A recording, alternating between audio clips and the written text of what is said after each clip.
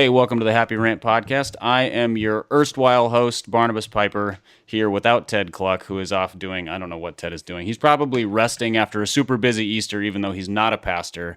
And yet somehow, the resident man of the cloth, Ronnie Martin, did join me for this podcast, even post-Easter, even post the busiest week of a pastor's life. How are you, Ron? I'm doing good, man. Really? You survived? You survived the 11 services, the egg drop, I'm assuming you had helicopters involved. You might have brought in an NFL player. You did all of it, right? Yeah, we had Derwin Gray come in to do the helicopter drop for us. So everything went off. Derwin Gray dropped a helicopter. That's what I heard. Derwin Gray dropped out of a helicopter holding Easter eggs, and then everybody jumped on him and stole the eggs from it. Well, I don't know what happened. It was something big like that. Look, every other way of doing it has already been tried. You got to try something new. I prefer, like everybody tackle Derwin Gray. That sounds fun. We should go. Yeah, I don't know. We're trying to put a twist on it. We're trying to put a flip on it, because it's crazy, What did you actually do for Easter? Well, Pipe, here's the thing. Yeah, we did what we do, every week. We had a church service, and that's what we did. We also had a Good Friday service, which means we had something else, in terms of servicing during the week. But that's what we did. That's what we had. It was a church service. And how many letters of complaint did you get that you did not provide, special treatment for all of the small children and everybody else, and there wasn't enough pastel colors, and you didn't wear a bow tie? And I feel like maybe you shortchanged the people of your church. Dude, you know what? I know I did. Because I think what we've done since day one is just had a policy of shortchanging so that nobody will complain when they're actually being shortchanged. So a policy of poverty, is that that's sort of written into your bylaws? I'm not saying we're Platt and Frankie Chan. I'm not saying we're doing anything like that, but it's I don't know. Nobody seemed disappointed. I don't typically get letters from anybody of complaints, and it's not because we're so amazing. It just doesn't really. It's not part of our culture. Maybe it's because we're a church plant. I don't know. But how old is your church now? 6 years. When do you stop calling yourself a church plant and start calling yourself a church? Well, we stopped. Yeah, we officially crossed over into actual, real, legitimate church status after I think like a year and a half, 2 years with our denomination. So at some point, like we crossed this like threshold. I don't know what it is or what it means. It means we're self-sustaining, I think, is what it means. Yeah, like potty training is to a toddler what growing out of church plant is to a church. It's like three-ish years old, and now what? Guess what? You're old enough to take care of this yourself. Yeah, I think it's exact. I think it's as soon as you're not looking toward, as soon as you're not depending on outside funding to keep the ball rolling. I think that's when you go into official. Hey, look, Ma, we're a real church status. But I think some churches really like to keep the church plant status because it allows them to basically. It's kind of like perpetual adolescence, like when a 27-year-old still acts like a 14-year-old, and they're like, well, I'm still kind of finding myself and growing up. I'm like, no, you're a grown-up and you need to act dude, yeah. It's the same thing in churches. It's a massive, well, here's the thing, right? It's like in our denom, it's kind of a thing, right? Like these dudes that want to, that want to just like hang on and be perpetual. Hey, we need funding church plants. And they're going on like year 8. And it's like, dude, you need to, like, at some point you need to embrace like a reality that like you're moved out of mom and dad's house, you have a job, you're supporting your family, like you're doing this thing, right? You're leasing your very own warehouse. Exactly. You're doing just fine. So I'm still baffled by this lack of Easter festivities, because everything I saw online was that every church was the busiest week of the year, and pastors are just slammed and overbooked, and it's like their Super Bowl. I've heard it described that way. For you, Ron, that's a sports event that happens. Yeah, that just sounds deplorable to even describe it that way to me, but carry on. But this is common, and this is not like, there's a whole category of pastors we make fun of regularly for a variety of reasons, like the sneakers they wear, for example. Totally. This is much beyond that. This is in the realm of pastors who we would have great respect for, aside from calling Easter the Super Bowl. It's global, yeah. What is the deal Who were the ad wizards who came up with this one, as Jerry Seinfeld once said? Like, what? I don't get it. What's the deal with the busiest week of the year for pastors when clearly you can just do a church service? I don't understand the phenomenon. Well, I don't know. I mean, that's why I brought it up. I was going to ask you. I want to ask anybody. In fact, I'm getting ready to head to. I'm getting ready to head to. This could be a really fruitless conversation if we're both like, I don't know. What about you? Well, no. I mean, we're going to have to make some wild guesses here. Okay. I'm getting ready to head to a sojourn retreat, which should not be shocking to you or any of our listeners. And if only Ted was here to make fun of you and luxuriate with you. I, on the other hand, will ignore that. But I'm going to ask a bunch of these dudes because I don't like all the hype, right? And so, like, what I don't like are like these cliches that, like, so I got dudes writing me this week on Tuesday saying, "Hey man, do you have a minute? Can we chat? But I get it if you're just so busy." And I'm like, dude, it's Tuesday. I'm preaching on Sunday like I do every week. Like, and yeah, I have things to do, but like, why would I be more busy this week?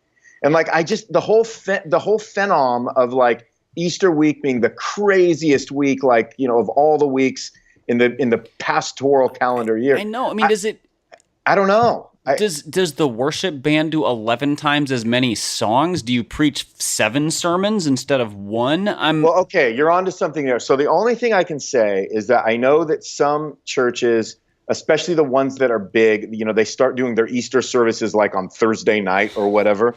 So there is That's right. It's Monday, Thursday, Easter. It's Good Friday, Easter. Totally.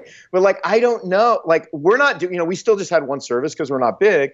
But we had a lot more people on Sunday than we normally do. But we didn't need to expand to 2 services.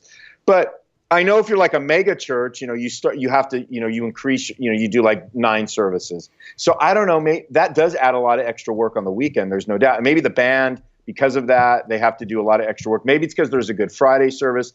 Not all churches do a GF. We do. But again, it was an hour-long service. Sunday was the shortest service we've done, I think, since we started. I preached a 25-minute message. It was shorter. Like, it was easier, Pipe. It was less. Yeah, you looked out there and you were like, wait, half of these people are not used to my 57-minute sermons. I better cut this thing in half. Totally. That's exactly what I did because I wanted to have mercy on everybody. And you wanted to go eat lunch. And I wanted to have lunch, right? So, I mean, it was like, so for me, like, with the exception of Good Friday, which was just, okay, we're having another service on Friday. I'm at a total loss. Other than I feel like in our thing here, everybody just wants to any excuse they can conjure up to say, "Oh, dude, life is crazy. Right. Life is crazy busy," as KDY would say. Like they want to overhype, and I'm like, dude, but I don't know why. Like I'm still at a loss. So Pipe, I mean, you're at Ortland's church. How crazy was it? How much crazier was it?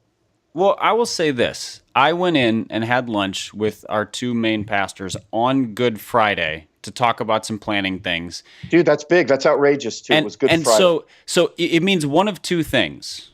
Either I'm super, super special, so they made time for me. Or, more likely, they're not obnoxiously busy as compared to other weeks. I think it's probably the latter. And okay. So we did a Good Friday service, which is it's a really stripped down service in a really nice sort of reflective way. So it's a somber service. It has communion. Ray gave like I'd say 15-20 minutes sort of more reflection than sermon. And then, you know, there's a handful of songs, but it wasn't a full band. It was just 3 people. Acoustic, so kind of keep it simpler for the musicians, and then we did. Normally we only have 1 service on Sundays. We did 2, mainly because the parking and the kids' facilities get overwhelmed fast if it's a full service. So, and both services were full but not over full, and they were great, but also not. You know, it didn't feel like a big blowout extravaganza. Just a really, you know, joyful worship service. So, but then I have friends who are pastors at, you know, larger mega churches, and they're like renting out the civic center in their town, and they're doing multiple services there. And I saw a listener sent in, they're like, "Hey, Hillsong is requiring people to get tickets to their service to reserve their spot. Like, you don't have to pay for it, but you have to reserve your spot." That's the insanity to me. Dude, that's outrageous, Pipe. Is that a real thing? Yes. It's a real thing. I mean, and some of these churches, like the Hillsong one, okay, we called them out by name because they fall in that category of churches we poke at with some consistency. The other churches I will not name because they're actual friends, and they're still like, it's a good-sized church. It's a few thousand-person church. I don't know, 4,000 or 5,000 people. And, but they do multiple services at like the convention center or the civic center or something like that, so that they can fit like 10,000 people at once. And I think they do multiple services there. And I just want to be like, why don't you just do it at your church and tell people to go find somewhere else to go? Like, I don't understand that monster facility mentality. That seems crazy. And yeah, in that case, I can see why it would be busy because the logistics of that are a nightmare. Dude, yeah. So I mean that's what I was going to say. So I don't want to be like all super ignorant about the whole thing. We're smaller, so we don't have the same, we're not dealing with the same logistics and all that kind of stuff. But a lot of the dudes I'm talking to are either smaller than I am, not much bigger than I am, and it's still like it's the mentality of like, dude, don't even think about bugging me this week because this week's crazy. To which my question is, you got to define crazy for me this week. How much of it is? It's like it's the aura. So it's kind of like knowing that your favorite preacher is going to be sitting in the audience. So you're doing the exact same thing you do every Sunday. You're gonna prepare a sermon. You're gonna study the Bible. So there's just pressure. In this case, it's like everybody's bringing friends and family. There's people who are coming who go to church twice a year. It's this time, and then it's to like the Christmas cantata, and that's it. And is it that pressure? Because if you sat down and were like, all right, let's do a numbered list of all the things you do this week and all the things you do every other week, for small and mid-sized churches, the list can't be that different. Yeah, it just can't be. Well, it's not for us. But here's the thing. So you just keyed in on something that I think is real, which is the pressure. Because I used to be at bigger churches where there was it. Even at bigger churches that I was at, it wasn't like the week was crazier, but there was that weirdo just pressure, almost like, you better not screw this one up. Like everything is hinging on the service going off well, to which it's just that I still don't even get that vibe. Doesn't that feel so just backwards? The opposite of what we're trying to do. Right. Ever? I mean, it's like the difference between people who are throwing a party, like they're gonna throw a big Christmas party and they're so excited that everybody's coming over, and so kind of however it goes, it's gonna be fun because they're excited and there's food and there's drinks and there's good company. And then the person who's trying to plan the party, who's so overwrought that every little detail be right and the place settings be perfect and the centerpiece is out of whack and the wreath is crooked, and that ruins the party kind of no matter how well it goes. Dude, I know. I feel like that's what churches do with Easter. They basically ruin it for themselves. They Martha out just to get biblical. Yeah. Yeah, it's weird. So this is what we did. So I hate all that pressury, pastel-y, like everybody's, kind of, no pun, walking on eggshells around, like everything's gonna. Yeah, after you drop them from a helicopter, you're gonna walk on them. That's how. After Derwin drops, holding the basket of Easter eggs. But so this is what I said from the platform. I said, hey, I recognize there's a lot in your faces, and I'm like, hey, thanks for being here. We're glad you joined us. Just so you know, like what you're going to experience this morning is what you'll experience every Sunday. Like we're not really like putting on the dog here or anything like that. So welcome. If you'd like to join us again, you're not getting something that's not going to be repeated. This is it. Right. This is what we do. This is who we are. But I wanted to say that because it's like I know so many churches, like you'll go there on Easter and they gloss it up and they're dousing you with like chocolate eggs the whole time. And it's like, dude, that's not going to happen any other Sunday of the week. Right. And then the following Sunday at larger churches I've been at, so they do that, and then the next Sunday, like the worship, there's like one hungover worship leader with his tailor up there doing like 4 songs, and then the pastor's like, all right, I'm going to give you 15 mediocre minutes, and let's all leave. And so if somebody decided to stick around after Easter, they're getting it's like the hair of the dog. The hair of the dog service after Easter. I know. I mean, there's like some truth to that. And I'll tell you, this is what I want, Pipe. What I want is I want to get some of our listeners who are pastors, after they listen to this podcast, man, I want to get them to post and say, my Easter week was totally normal. That's what I want to hear from them. If you had the most normal Easter week, with the exception that it was Easter, we want to hear from you. Just admit, man, it was a regular And if week. you were insanely busy, we don't want to hear from you. Yeah, because we actually we already heard from you. It's all over. It's all over Twitter. We heard already. Good job. It's not well done. busier because there's more, because you've decided to put more pressure on yourself. That's doesn't make it. Jesus busier. didn't rise from the dead, so you could put more pressure on yourself. That's not how that works. Dude, yeah, wow, Pipe, that's big, man. What you just said is big. That preaches right there. Wow. I kind of meant it tongue in cheek, but also no, I know, but that was serious. I know, but you went there. It was big. So yeah. All right, well, let's pivot to a second topic, still church related, because everybody just saw their church's A-list worship teams playing their best music. They probably all played. I don't know what is the quintessential Easter song that gets played at every church? Is there one? Dude, is it Christ the Lord is risen today? Yeah, we actually did that for the first time. Actually, we did like a modern-y version of it. Well, that's because you're a grown-up church now. Yeah, I know. You did it. Good job. You moved on. And it's been stuck in my head for 2 worship. days, and I'm just bummed that we did, because it's like the worst. If you could pick one worst song, like Pipe, what would be the worst worship song to get stuck in your head? To me, that's in the top 3 for sure. Yeah, that's it. It's pretty bad. I don't like that one much. That's true. I don't know if anybody does. Yeah, we'd have to chew on it to come up with the worst one. But so Sunday was the A-list worship team. We had a listener send in a question. Speaking of churches, worship teams, music, A-listers, etc., saying kind of what's the deal with churches putting out worship albums? What do we think about that? He said he kind of feels weird about it. He didn't make a definitive, like, it's stupid statement, but it was definitely sort of that seems weird.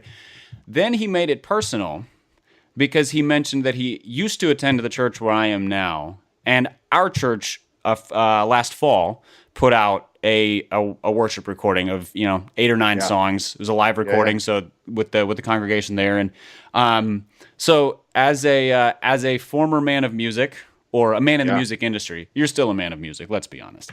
Sure. And also a church leader. What are your thoughts, feelings, contentions, criticisms, whatever, about churches putting out worship albums? Yeah, I think like the typical thing that our listeners would probably think is we'd be all anti it. Frankly, I don't care. Number 2, I actually think it can be a really good idea. If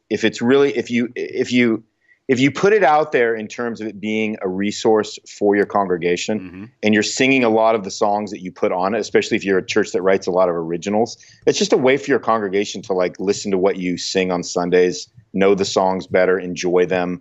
I think it's fine. And again, like putting out records and recording now because of home recording is easier than ever to get really nice sounding recordings. So, unlike what we do here on the podcast probably, but generally it's so easy to do that we haven't even done it yet. That we've never even delved into like nice recordings. That's right. But yeah, I don't think it's a big deal. I think if it's something, I think it's something worthy for like, if you have a full-time worship guy I think to maybe spend his time doing, occasionally is put out a recording of everything they do, especially if you got a lot of great musicians and you got a band that really has established a particular sound. I don't know, like I get it, it's fine.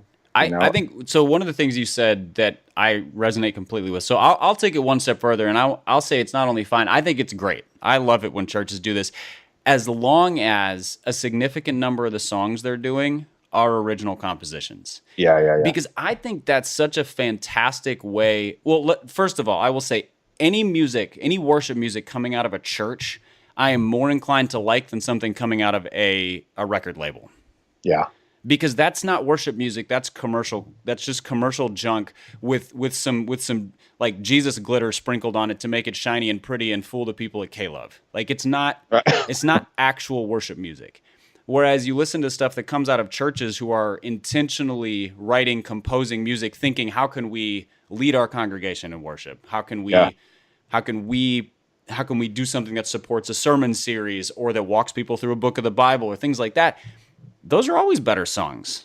And honestly, the musicians are of professional quality too, because your famous worship musicians who are with record labels are not better musicians than any number of worship leaders and worship bands. They're just not.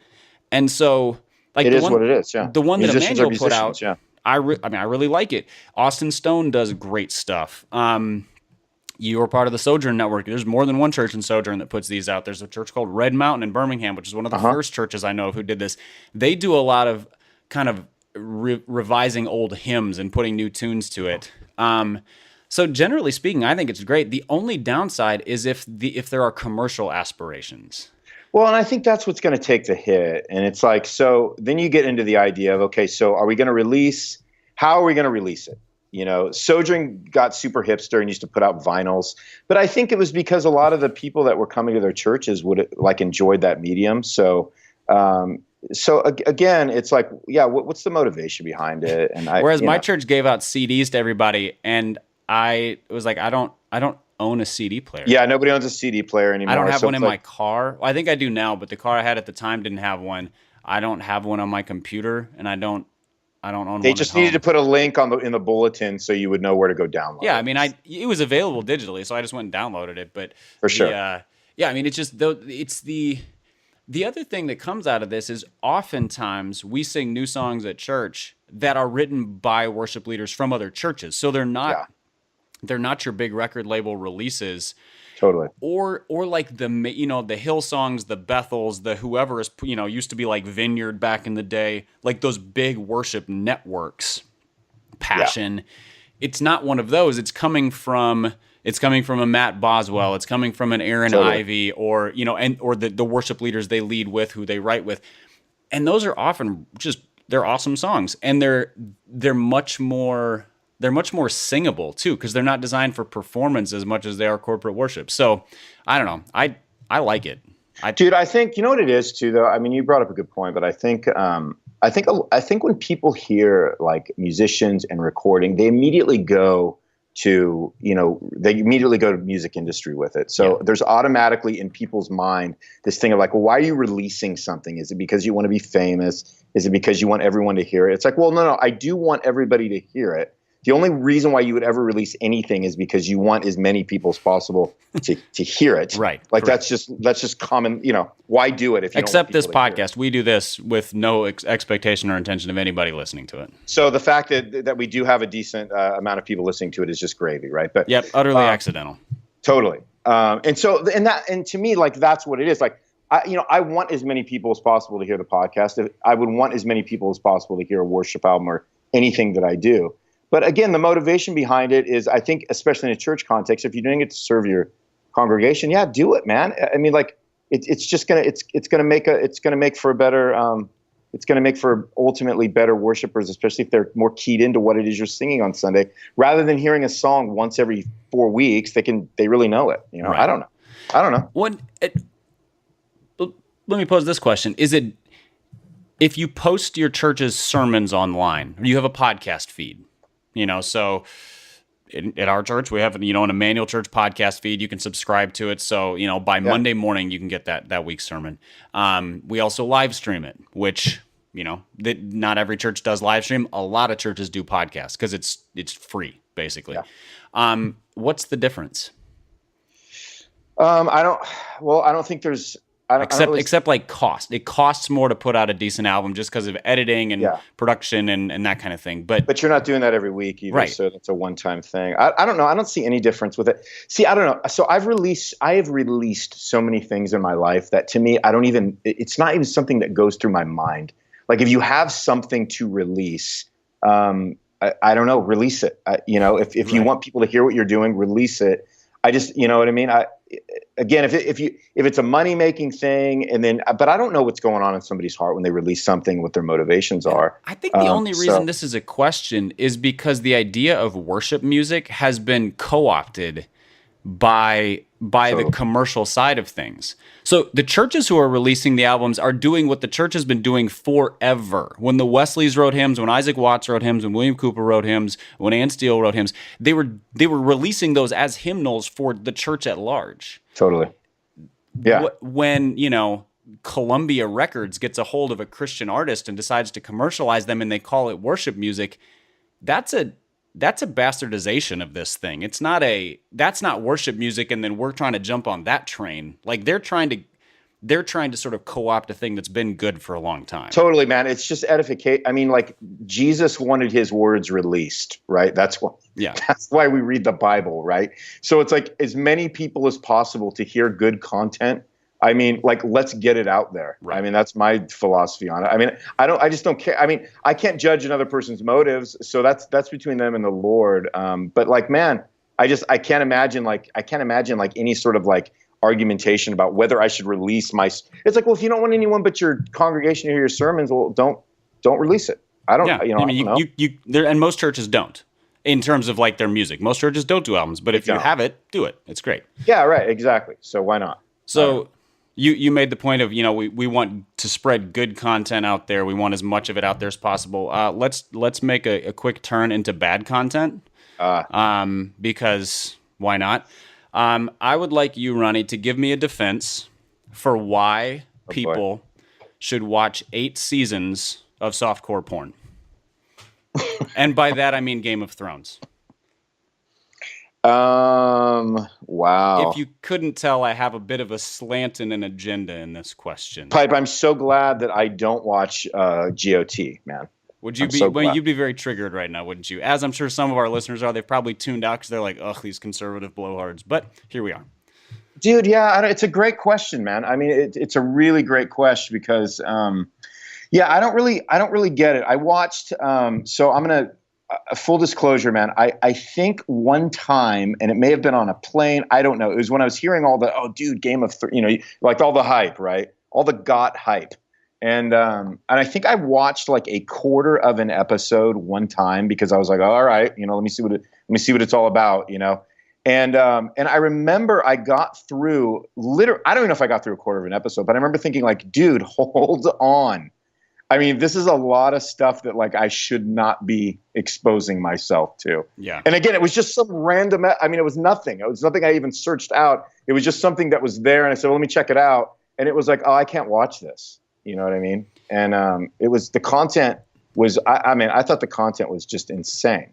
Yeah. So I've never watched a full episode. I've watched snippets here and there, just clips that have been out there. I've tried to watch an episode, ran into the same thing. But here's the thing: I read the books up to the ones that have been released. I think the story in the show has now passed up where the books are. And after reading it, I was like, oh, I should not see this on screen. This is not a good idea. Yeah. I'm not even sure I should have read it. They were brilliantly written and great stories, which is why people love them, because it is one of the best sort of epic storytelling things in existence right now. And it's not childish. Like Harry Potter was brilliant in its own right, but it was aimed at kids basically. Yeah, it's children's stories, but this is grown up that.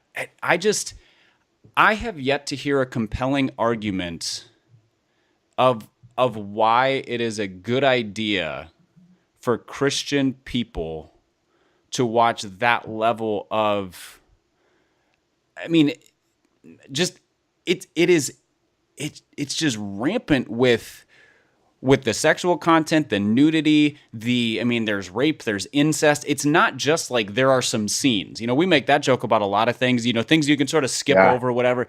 It's just woven throughout. And the only thing I've heard people praise the good aspects of it as if that outweighs the bad. Okay, I understand that it's really well written, and in terms of sort of filmography and the way that it's shot and acted and everything, spectacular. Got it. I haven't heard anybody say that stuff is all defensible. The best you get is it doesn't really affect me, or the other stuff outweighs it. Is that even a compelling argument, or are people just rationalizing?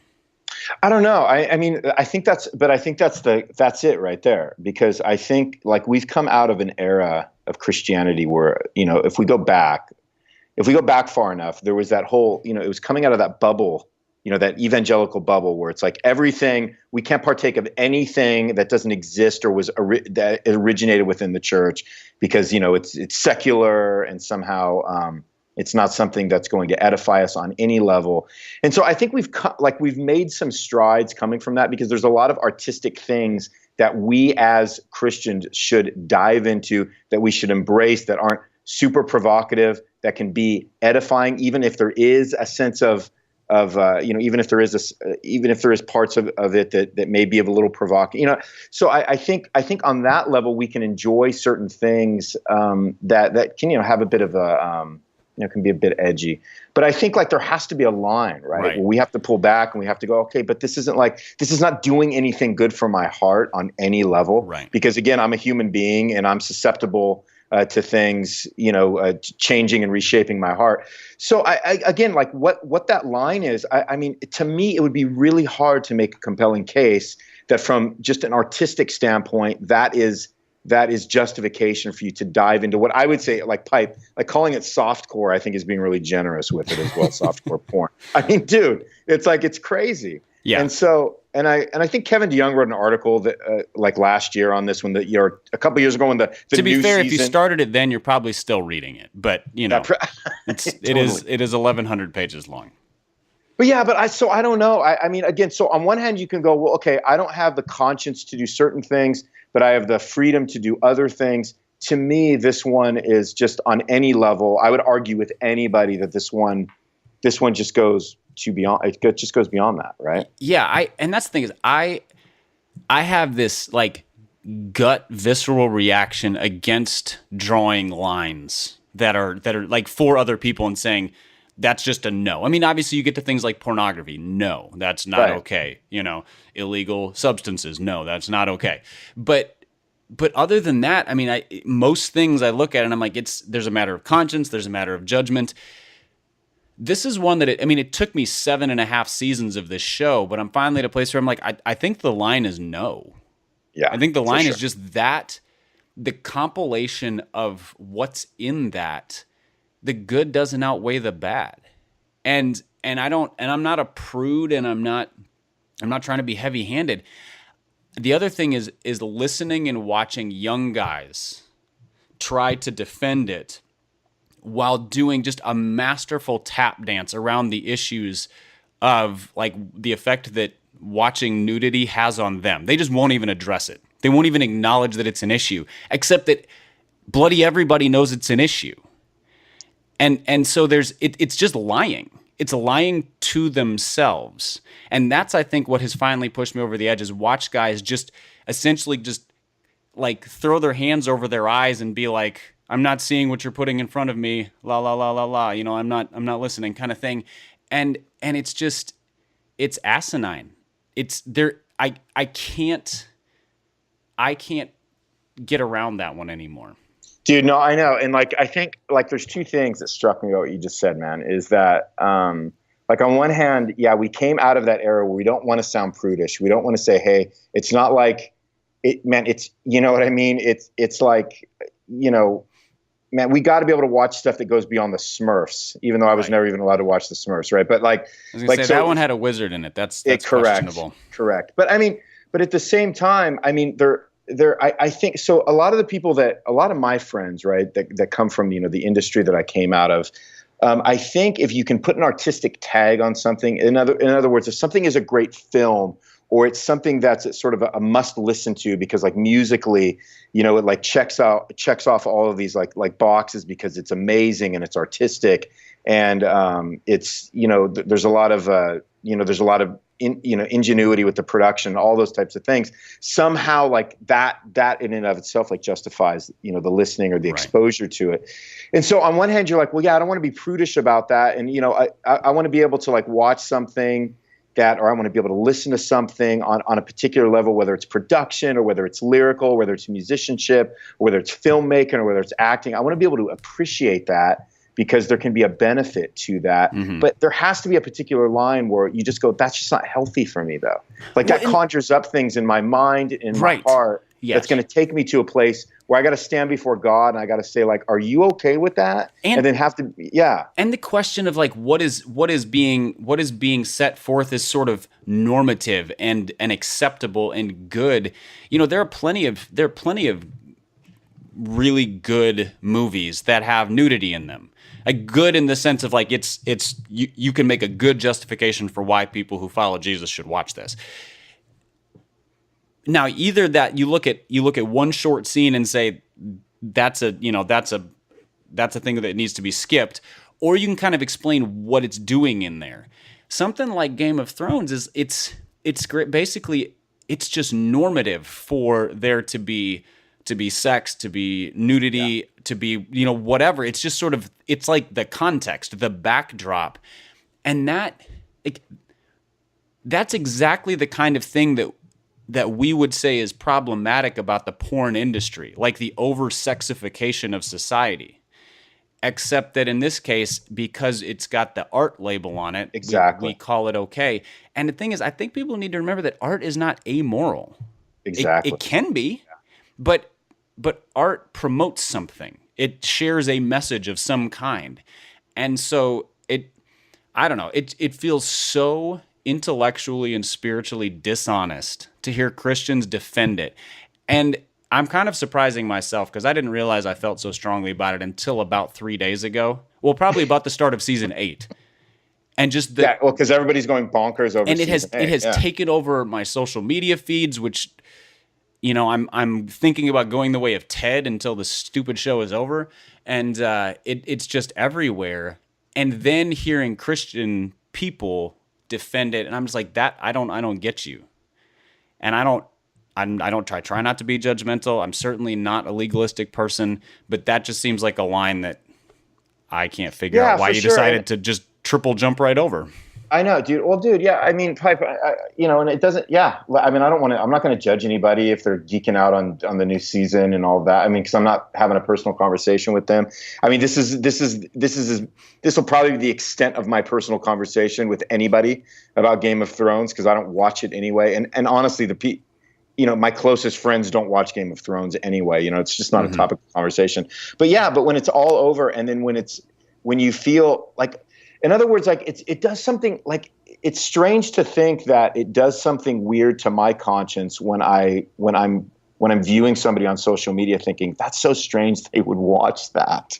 Yes. You know what I mean? And it doesn't mean that I'm judging them at all. I just think like I'm making a judgment on it as a whole, saying your heart can't handle like what that show's dishing out. Right. And I just believe that's true. And it's not because I'm more sensitive or I'm more spiritually mature. It's like, no. I would make a value judgment on that and say, I don't believe anybody can withstand, the temptations and the imagery and all of that. You don't control the images that stick in your head. I'm not a psychologist, but when you see things, you don't get to choose to forget them. You don't have a hard drive that you can just go in and like move that file to the trash. That's not how the mind works. So like when you see naked people or graphic violence or whatever the thing is that will kind of imprint itself on you, it's there.